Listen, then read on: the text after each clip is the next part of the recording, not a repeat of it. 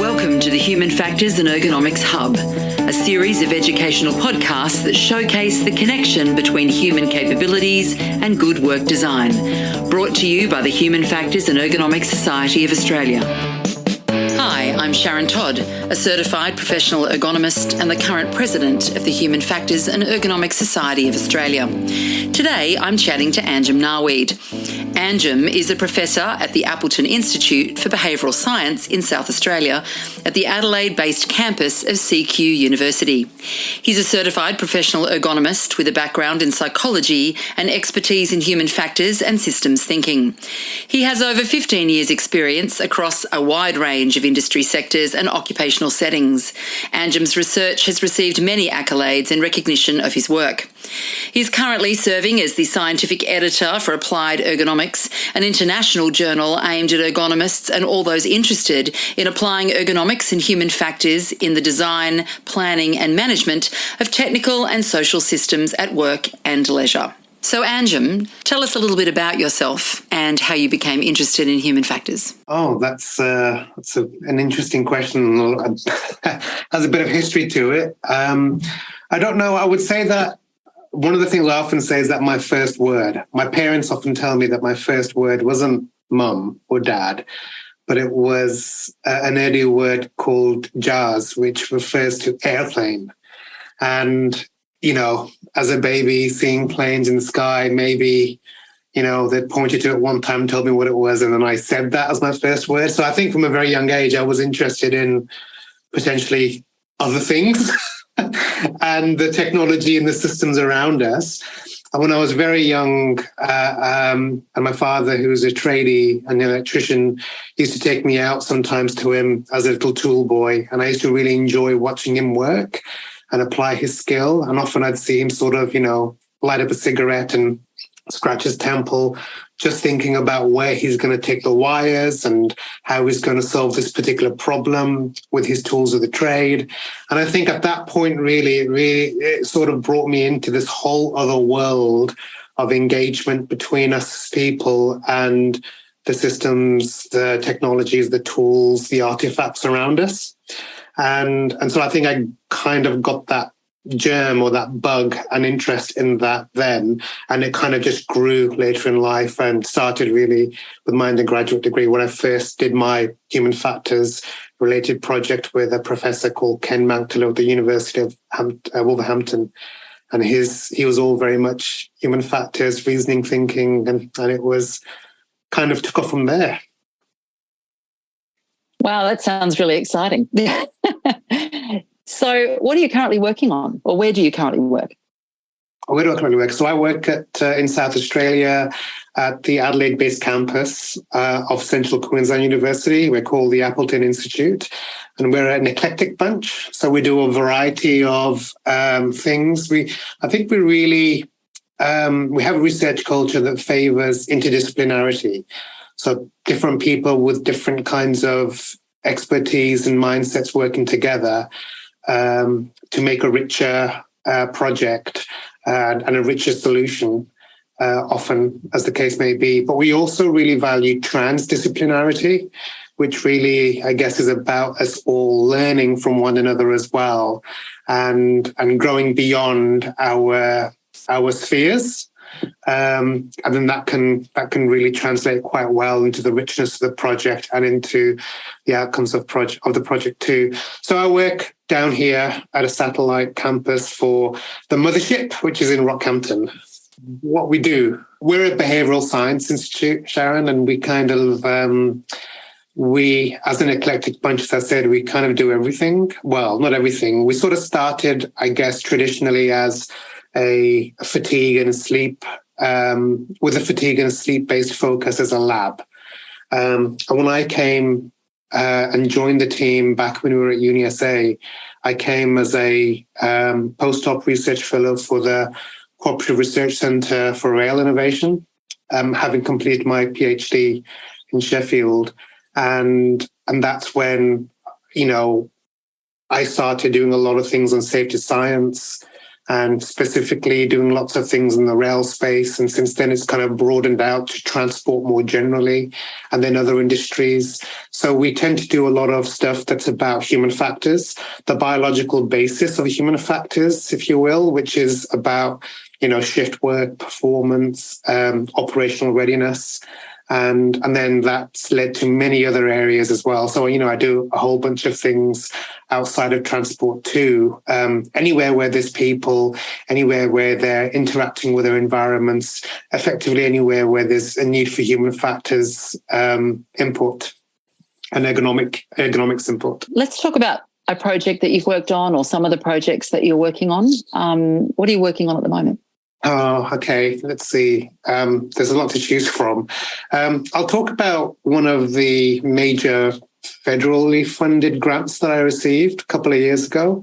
And this project goes by the pen name, the Goldilocks Project, which we're applying in the rail domain. And it's something that I presented on a couple of years back at HFESA, maybe just pre-COVID, when we just were looking at getting the project, and we managed to successfully get it from the government.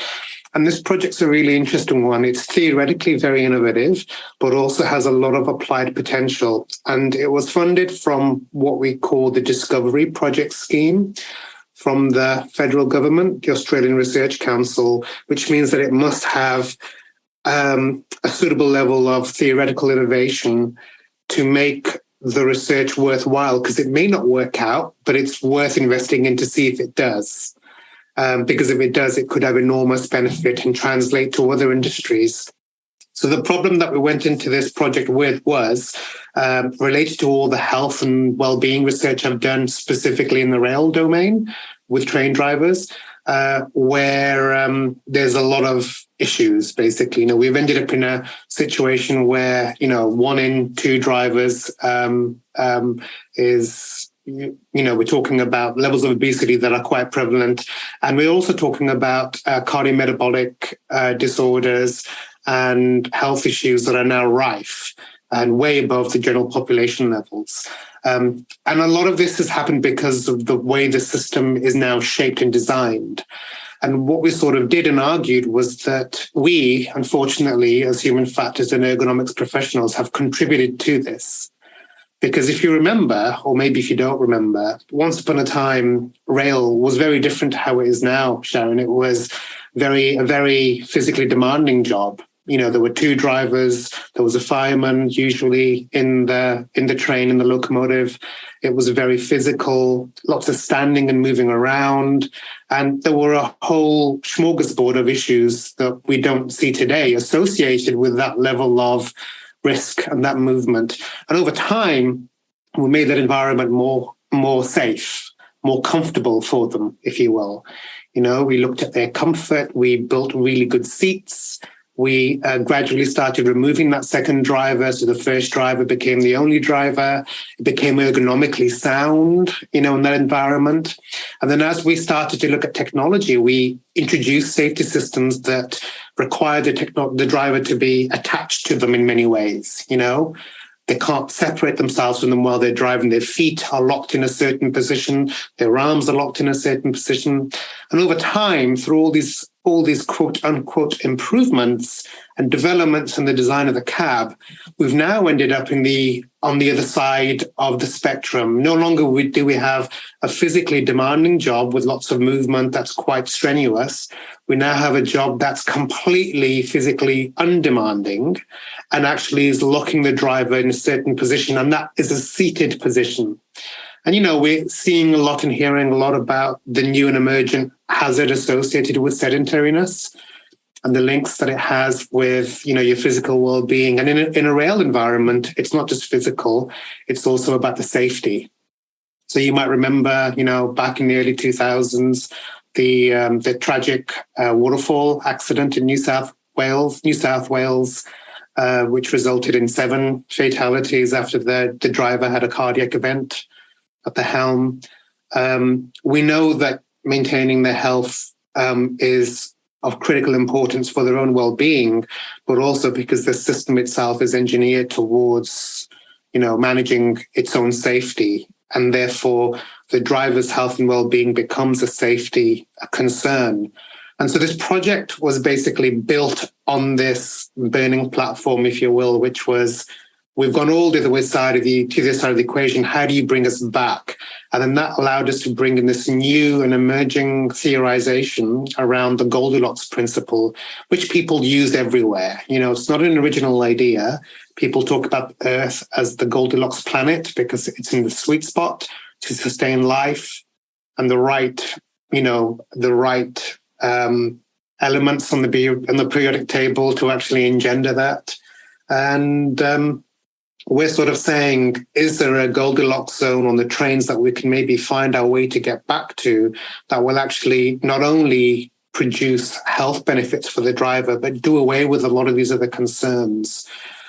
Because if we start to just follow very traditional occupational health paradigms, which say, walk during your lunch hours, or, actively commute to work on bikes, or be more physically active outside of work, we're actually ignoring the fact that work takes up most of our time.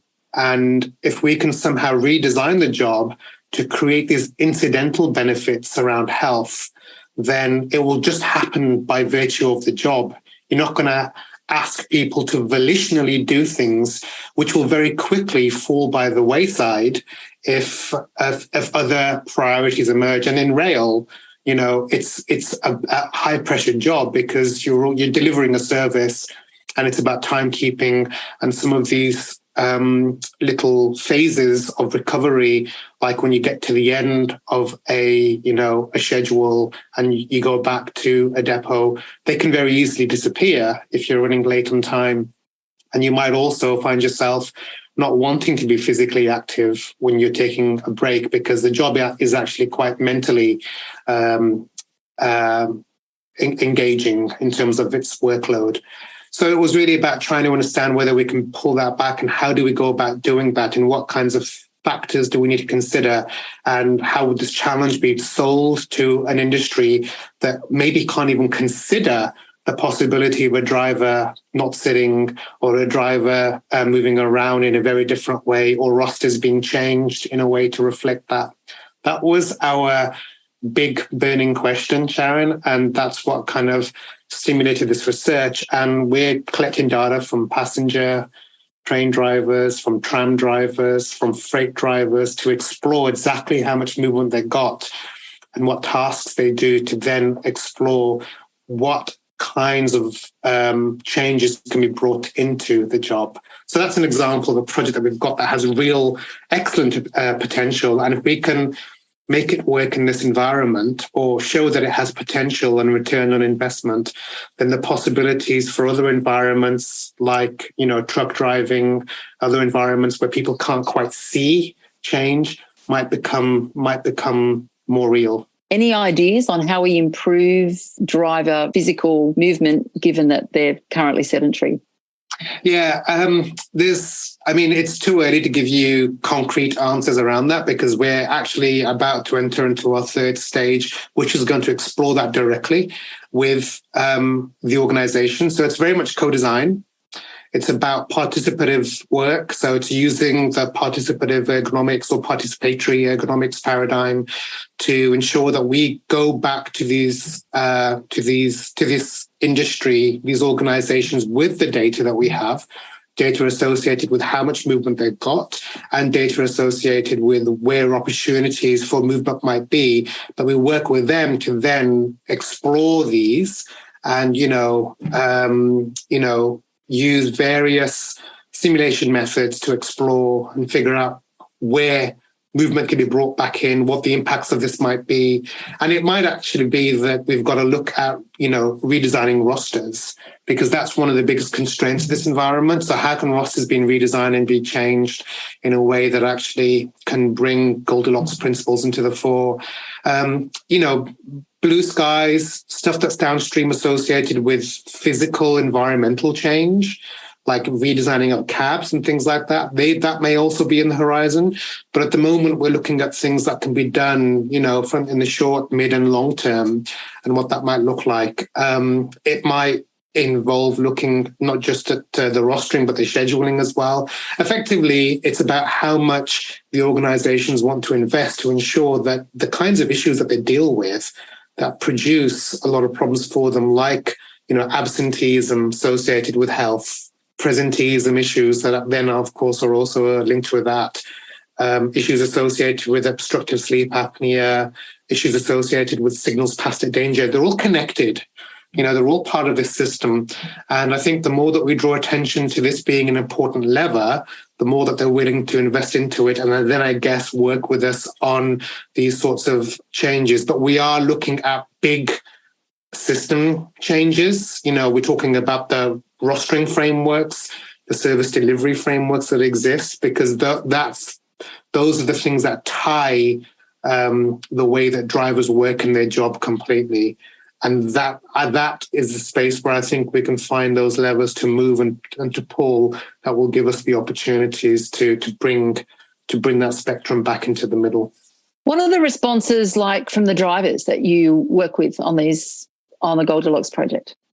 That's a great question, Sharon. And I'll say that it's been quite easy to get it past the unions, because when the unions, which are a very important element in the system, are aware of this kind of research, they want to know what it's about, how it works. And of course, organizations want their endorsement too.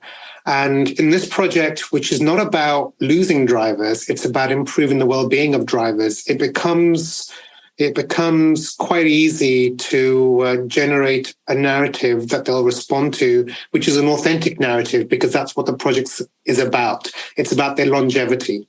And even if we do down the line end up in a scenario where, there's increasing automation in the environment, and they're looking at changes to the way that drivers function and work and perform their tasks, for the most part, in most environments, we're probably still going to have a physical human being there, which means that questions around what they do and how they do around with their job are still very relevant. So the big picture is that the unions and the drivers have been quite responsive. One of the things that we have found some question marks around was some of the methods that we're using to collect data. So, for example, in the first phase, we're attaching accelerometers to their thighs, which allow us to actually see what their movement looks like.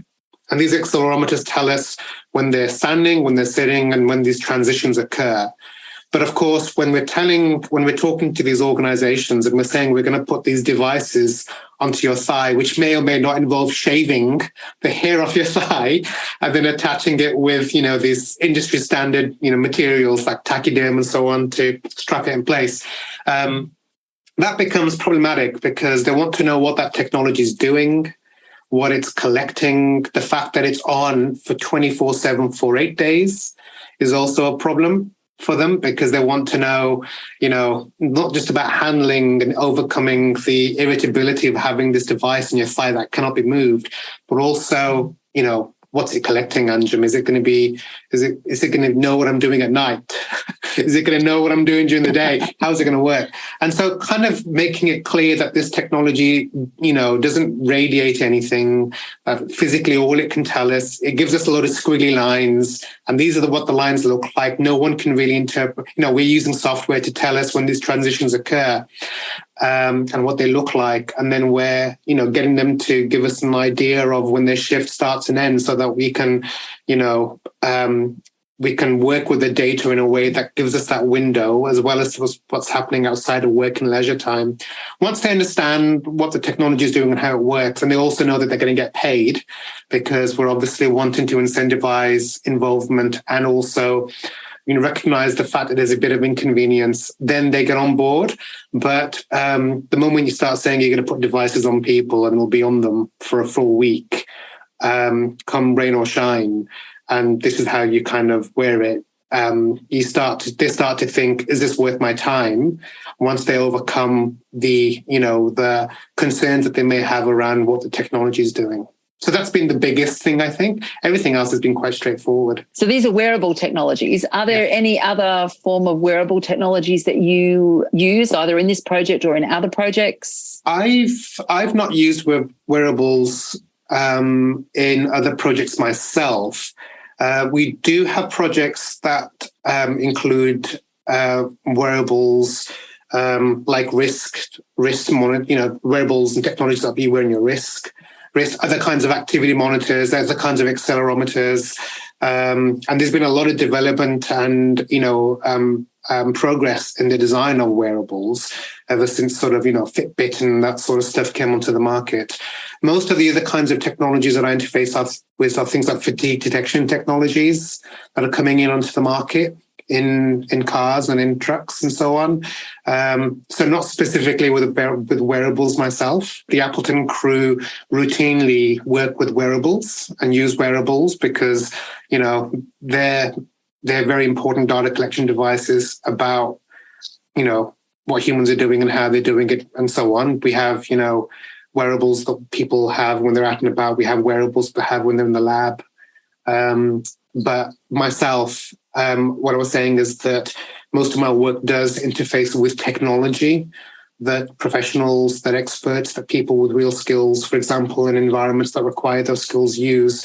And it's about exploring the relationship between the human and the work and the technology. And one of those, for example, recently that I'm doing with other researchers at the university is the fatigue detection technology space, which is not a wearable, but an important technology that interfaces with the driver all the time to collect information and provide feedback about their levels of fatigue, or rather fatigue events. So how does that work? And that's a big question to unpack because there are many, many, many fatigue detection technologies on the market, and there are many coming out all the time. They're coming out all the time, and they probably number, easily into their hundreds.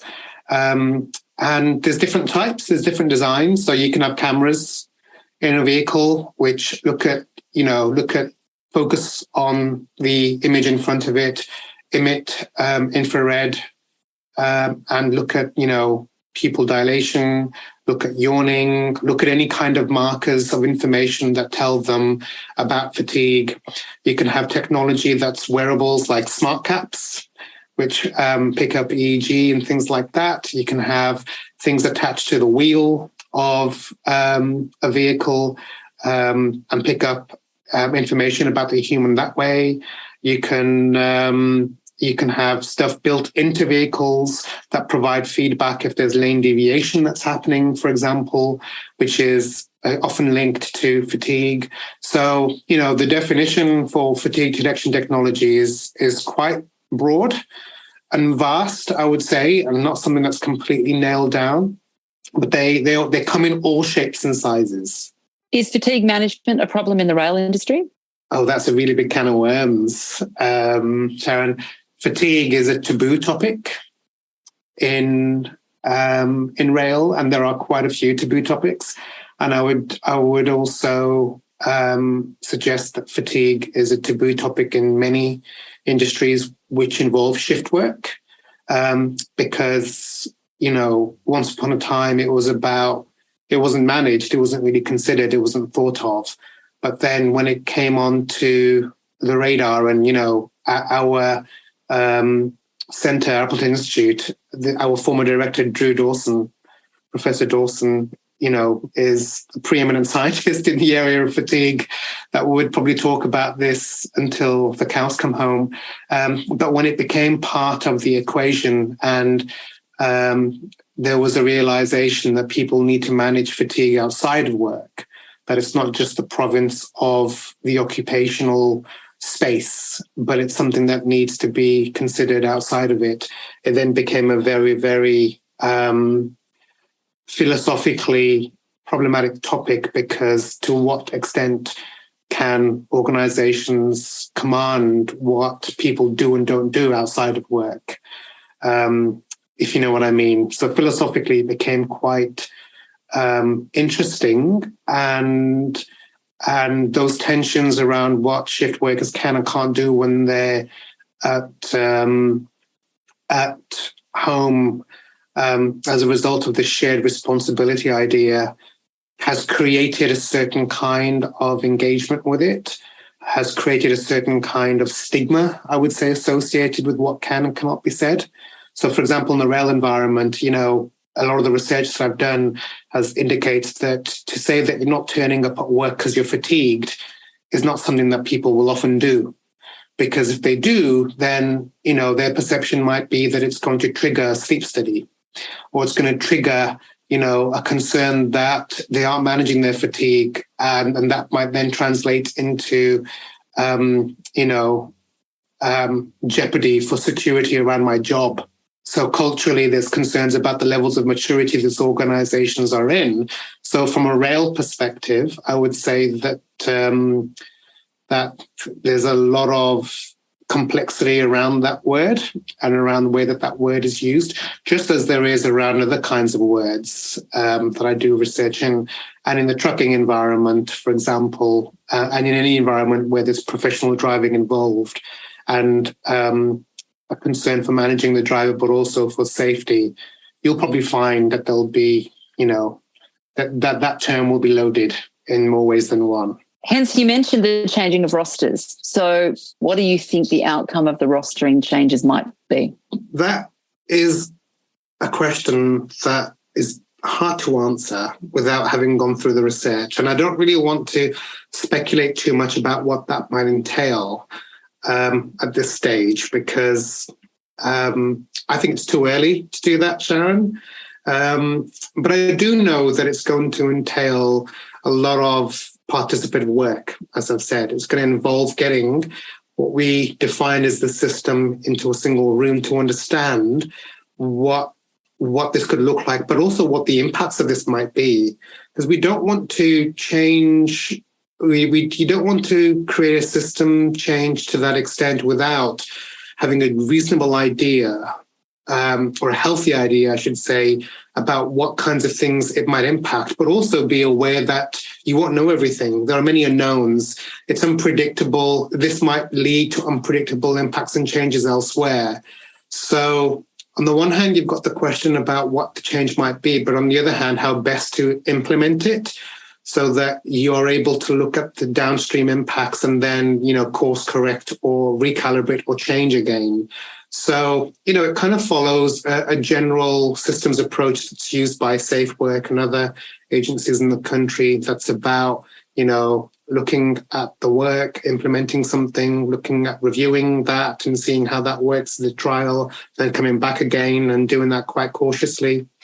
I think it's too early to sort of say what that might be, but just to be able to say that you're prepared to explore what rostering change, what broader environment change might look like is a big deal in and of itself. And, it might be that organizations aren't willing to entertain that kind of change, which is fine. But if they are, that would certainly be very, very, very valuable. But if that ends up being something that's in too hard basket, then there might be lots of other low-hanging fruit that we can, target and yank off the tree and affect change. So at the moment, it's too early to sort of say what that might look like. What are some of the biggest challenges? Yeah, that's something that I've often reflected on and thought about. And, I guess my thoughts have changed substantially the more that I've done that, the more that I've worked with them, and the more that I've had a chance to reflect, and the more successes as well as the failures I've found. They're different. They're cut from a different cloth, and they work to different KPIs, and they have, rightly so, a different kind of appreciation of the role of research, of the role of academic work. And they also work to very different timelines to the way that researchers and academics typically work. And we're now seeing increasingly, projects that are being created that don't go on for a long time, maybe a year at most. which makes it difficult for students and PhDs and things like that. And so there's a great deal more adaptability and agility that we're having to introduce into the way that we work as researchers in a way that perhaps we didn't in the past. And I'm only talking about 15 or so years worth of, evolution in the space, I would say. Certainly things when I was doing my PhD were a bit different. And in the UK context, people had a different kind of approach about how these things would work. I think working with these big organizations is an exercise in compromise, listening, understanding exactly what their concerns might be. And in the beginning, if you sort of, dig your heels in about what you sort of want too much, then, that will introduce a level of inflexibility into the job into the research and into the job that might actually end up hurting anything that you do.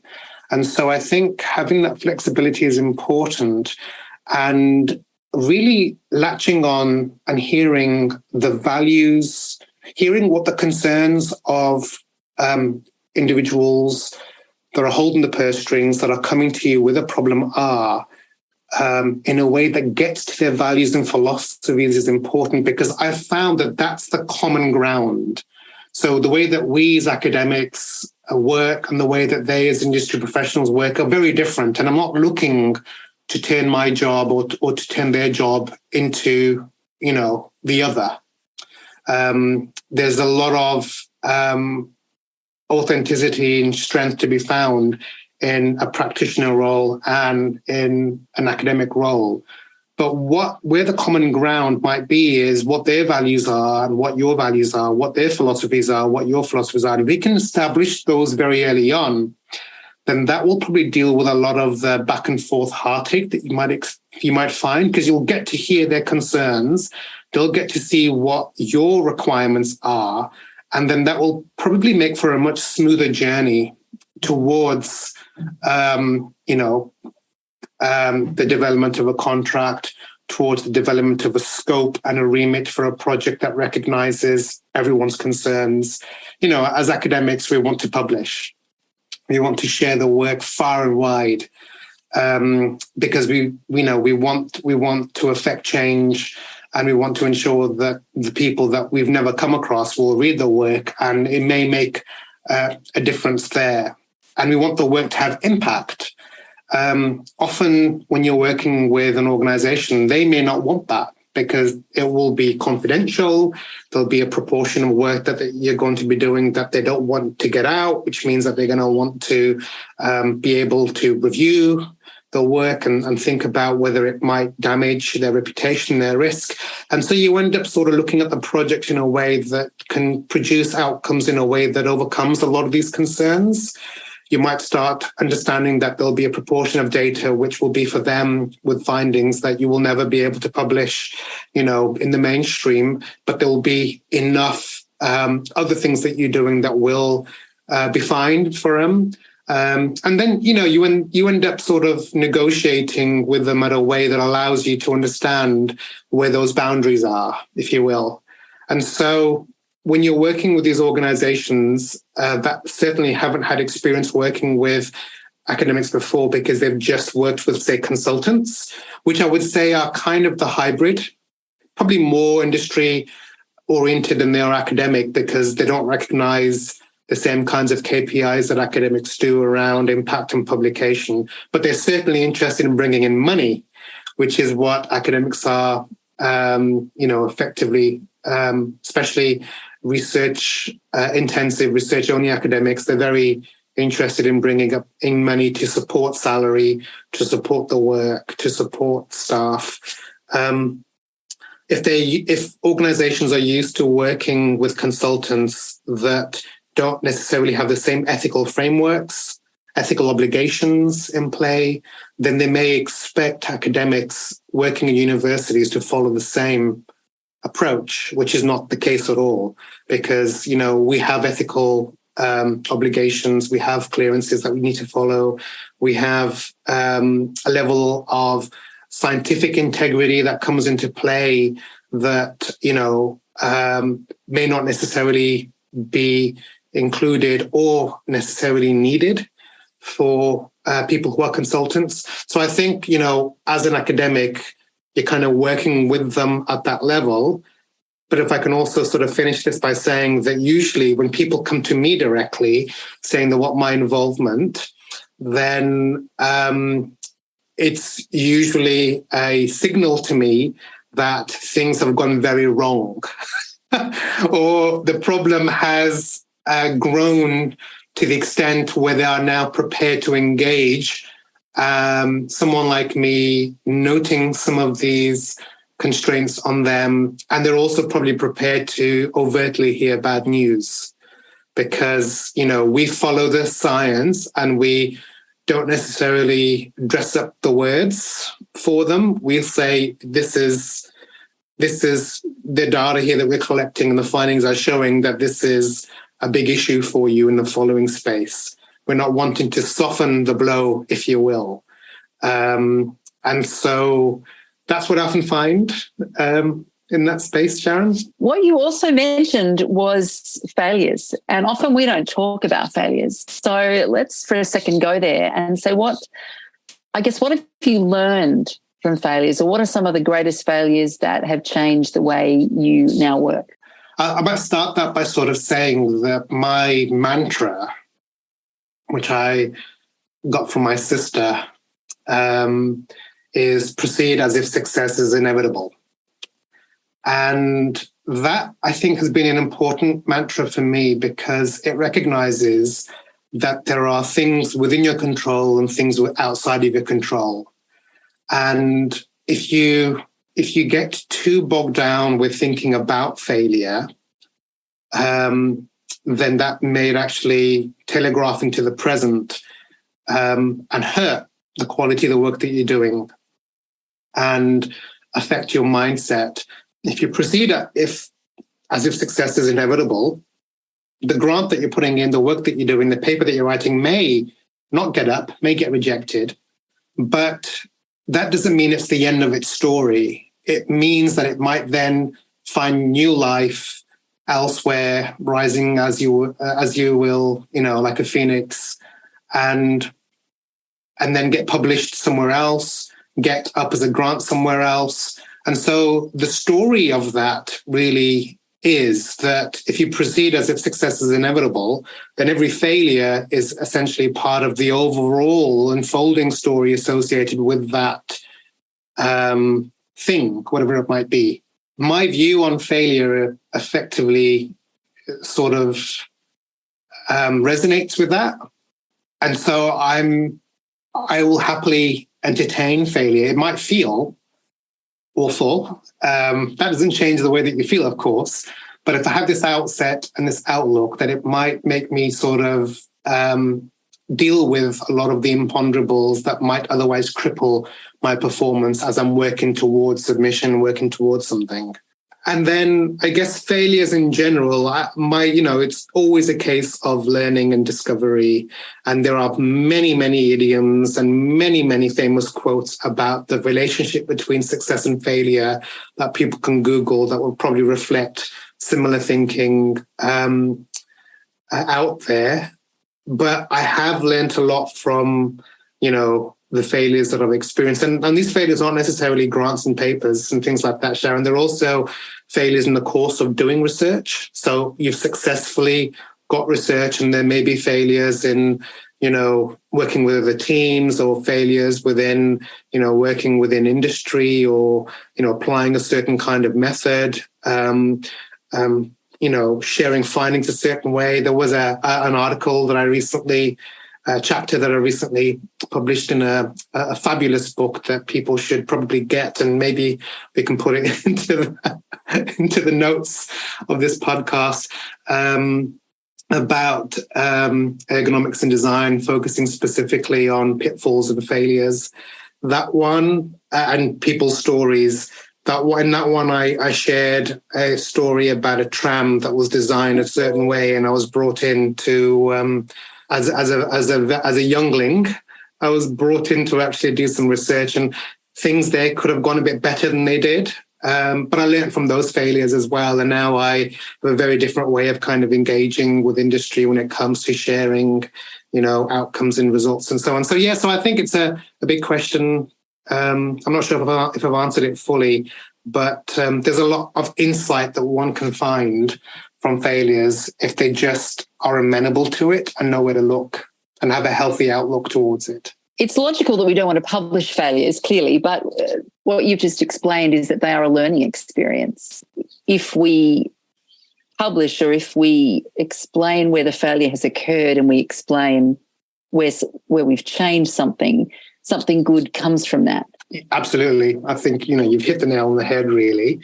And that kind of spells it out really well. I don't really think that if you obsess, if you ruminate on the failure in a way that doesn't allow you to grow from it and isn't attuned towards a growth mindset generally, then I think you are going to struggle in any kind of career, let alone an academic one or a research-focused one, because it would be foolhardy to think that things are always about success and things are always full of success.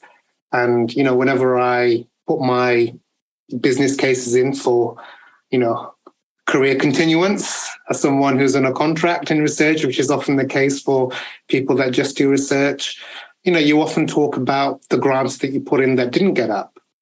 And you paint a story about how they then shaped the other successes that you found. So people can see that you're trying and that you work hard, and they can see the sustained effort that's in place. It does, I think there's a lot of shame, Sharon, attached to failure. And I think that that's part of the problem. People want to be able to talk about themselves in ways that are favorable. But I think that there's a lot of virtue and there's a lot of strength to be found around sharing the failures and the things that haven't worked. And they may not necessarily lead to success at all. But if you learn from it, then you can apply those to other things that you're doing and find success elsewhere. So that mantra that I said absolutely holds for me. And I can never sort of seeing it failing for me, if you will. Thanks for joining us at the Human Factors and Ergonomics Hub, brought to you by the Human Factors and Ergonomics Society of Australia, where human-centred design really matters. If you like this podcast, make us your favourite in your podcast app. We look forward to chatting with you next time.